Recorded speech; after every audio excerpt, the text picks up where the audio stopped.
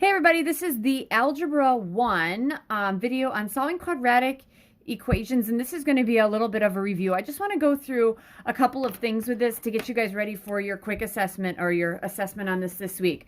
Now, for solving quadratic equations, your review, what we're doing is we're trying to see when this equation equals 0, and when it equals 0, you're actually finding the y-intercepts.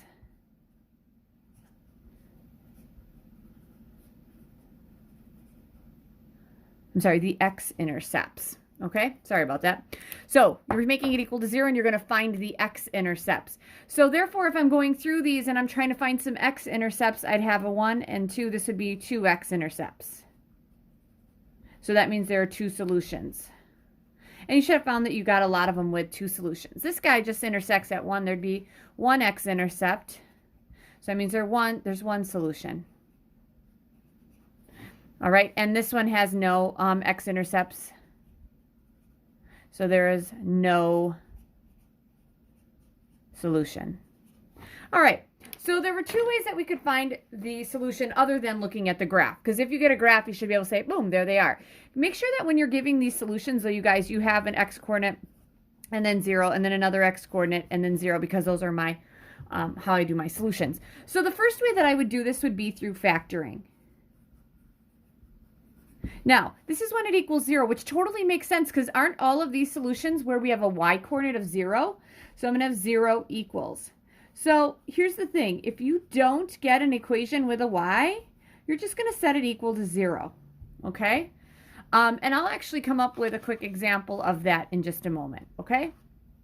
I think what I'll do is I'll actually quickly change one.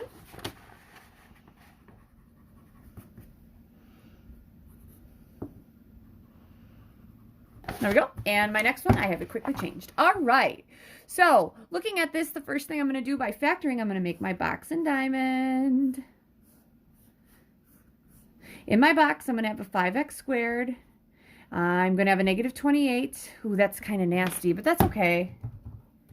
28 times 5 gives me 144. So this will be negative 140x squared. And this is going to give me a negative 31x. All right, so for 140, I know that that has a 5 in it. If I divide it by 5, that'd be 28. So let's see here. If I'm going to have 28 times 5, 28 times 5 is not, 28 and 5 is not going to give me a negative 31, okay, because that's what I need it to be here.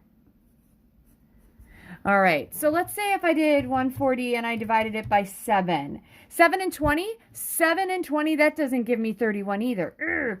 Okay, let's do 140 and let's divide it by 4. That's 35. Ooh, I got one.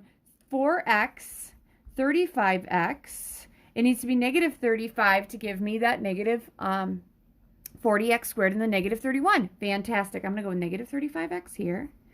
And I'm going to go with 4x there. Okay, so this is what I need on the outside. Here's the thing. 5x squared and 35x. Don't I need a 5x to create both of those? So if I have a 5x here, I'd have an x there because 5x times x is x squared. 5x goes here, 5x goes here. Over here, we got negative 7. Negative 7 would go here. Negative 7 times 4 gives me negative 28. 4 goes here, x. Okay, so this would be, if I want to rewrite it, it'd be the same as saying 0 equals 5x plus 4 times x minus 7, which makes sense because 5x times x is 5x squared. 5x times negative 7 is negative 35x. Add 4x to that, you get negative 31, and 4 times negative 7 gives us negative 28.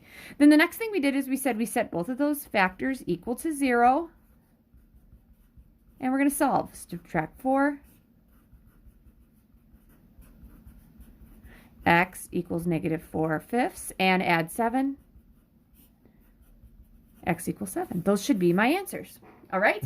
So then the other thing that I can do is I can look and see, okay, how would that look on the quadratic formula? Because wouldn't that have to be the same?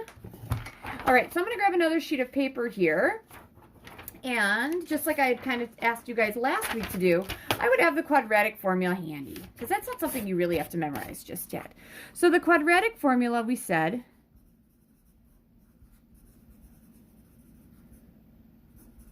that x is going to equal the opposite of b plus or minus the square root of b squared minus 4 times A times C all over 2A.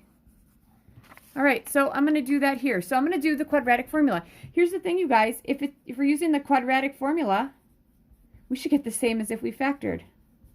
Because a solution is going to be a solution no matter what we use. All right, so for this one, my A, this is going to be nasty. My A is 5. My B is negative 31. And my C is negative 28. All right, and here we go. We're going to start with the opposite of B. So X is going to equal the opposite of a negative 31 is a 31, plus or minus the square root of B squared. Negative 31 squared is 961. Okay, keep in mind that this spot is always going to be positive because no matter if I'm squaring a positive or negative number, I'm always going to get a positive there. That's minus 4 times A times C. A is 5, C is negative 28. 5 times a negative 28 is negative 140. All over 2 times A. 2 times 5 is 10. I'm just going to keep rolling this thing over here. This is going to be 31 plus or minus 10. And then I'm going to have a square root. All right, on the inside, negative 4 times 140 gives me 560. So we actually, on the inside here, you guys, we actually have 961 plus 560. That's going to equal the square root of 1,521.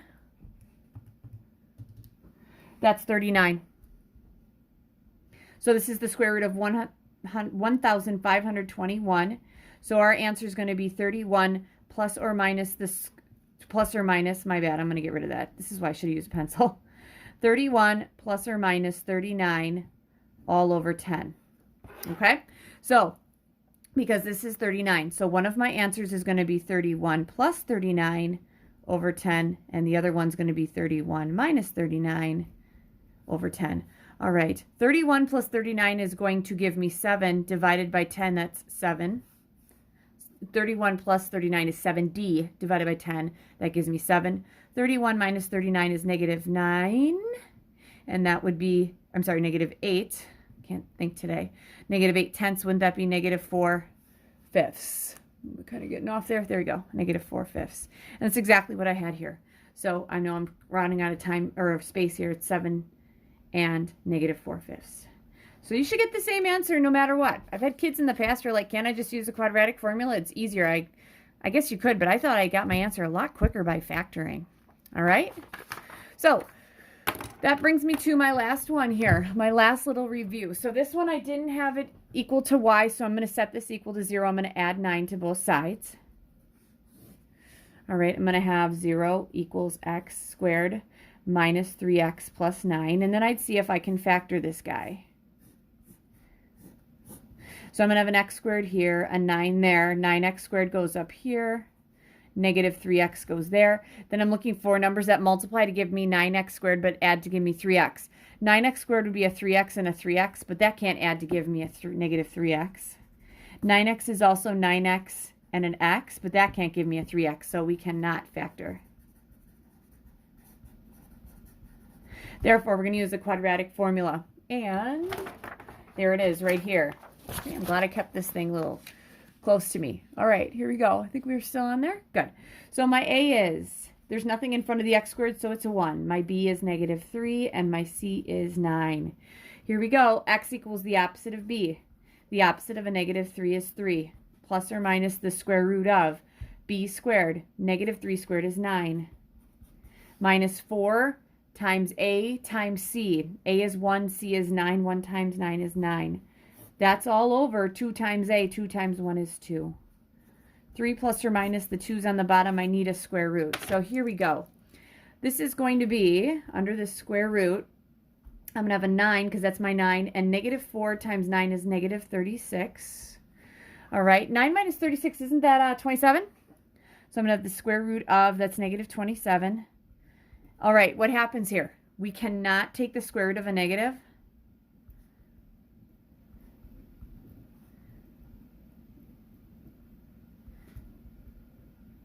So there is no solution.